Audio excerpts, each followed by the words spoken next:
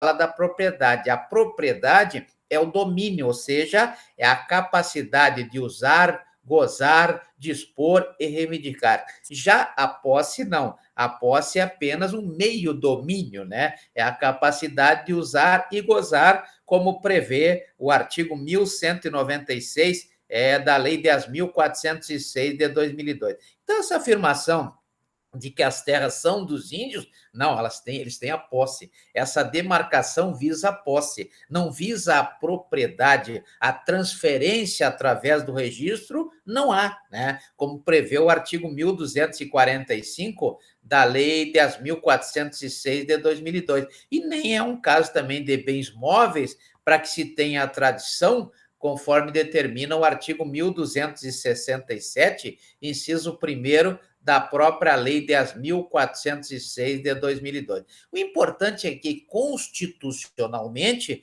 o artigo 231 e também o artigo 232, eles são especificamente sobre a questão indígena, sobre os índios, né? Então, lá no artigo 231, diz que são reconhecidos aos índios, aqueles que já estavam aqui antes da chegada dos portugueses, antes da chegada dos africanos, né? Então, são reconhecidas aos índios a sua organização social, como eles são organizados, deverão ser respeitados, né, pela população denominada aí de população branca, né? Então, a sua organização social, os seus costumes, as suas línguas, as suas crenças, né? E também as suas tradições, e, além disso, também os seus direitos originários, né? Sobre as terras, direitos originários sobre as terras, e aí é que vem a denominada posse lá do artigo 1196 da Lei 10.406 de 2002. Então, veja que os direitos originários sobre as terras que tradicionalmente ocupam, competindo à União, logicamente a União, como trata-se de bens da União, como prevê o artigo 20, inciso 11, e também prevê aí o artigo 22, inciso 14, a competência para legislar sendo privativa da União, né? Então, compete à União demarcá-las, né? Já vimos que a homologação ela deverá ser do presidente da República, o presidente da República deverá homologar, então o presidente da República ele deverá homologar, né? Homologar essa divisão de terras, ou seja, ele terá o papel de homologar esta terra, ou seja, esta homologação é competência exclusiva do presidente, como prevê o mandado de segurança número 25.483, uma decisão jusrealista emanada aí pelo Supremo Tribunal Federal. Então, vejam que compete à União demarcar as terras indígenas, também compete à União proteger essas terras indígenas e também compete à União fazer respeitar todos os seus bens, Então, as terras pertencem à União, a competência para legislar da União, nisso, então, a União, como determina o artigo 231 da Constituição Federal, será obrigado a tanto demarcar quanto proteger, quanto respeitar as terras indígenas. A lei número 6.015 de 73, lá no artigo 23, diz que considera-se posse do índio, portanto, artigo 1196 da Lei 10.406 de 2002, ou se não, também do silvícola, ou seja, do índio ou do silvícola, né, a ocupação efetiva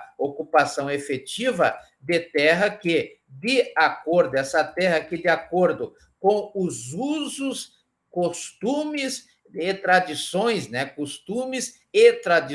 tribais, detém, né, e aonde o índio habita, ou exerce atividade indispensável para a sua subsistência ou que lhe seja economicamente útil. Então, o artigo 23 da lei, a lei 6.001, Lei 6.001, né? Eu falei 6.015, mas é a Lei 6.001, Lei 6.001 de 73, que é o Estatuto Índio. A Lei 6.015 é a Lei de Registros Públicos. Aqui estamos tratando do Estatuto do Indígena, que é a Lei 6.001, né? Lei 6.001 de 73, lá no artigo 23.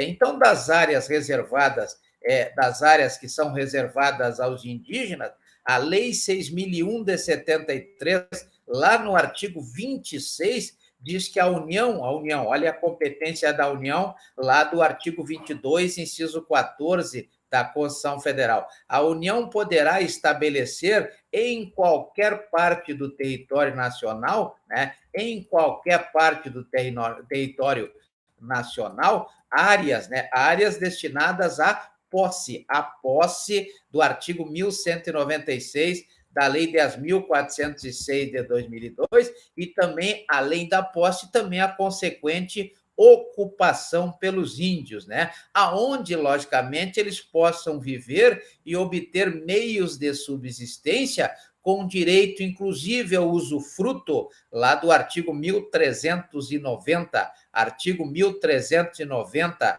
da Lei 10.406 de 2002, e também a utilização das riquezas naturais e também dos bens, né, os bens existentes nestas terras, logicamente impondo aí respeito às restrições legais, né? Por exemplo, a Lei 12.651 de 2012, o Código Florestal traz aí reservas legais, áreas de preservações permanentes, etc., que deverão ser observadas aí a partir da Lei 12.651 de 2012. E o parágrafo único deste artigo, o parágrafo único desse artigo 26 da Lei 6.001 de 73, né, o parágrafo único diz que estas áreas reservadas na forma do artigo 26, né, não pode se confundir com aquelas de posse memorial das tribos indígenas, podendo organizar-se sobre uma das seguintes modalidades. Então,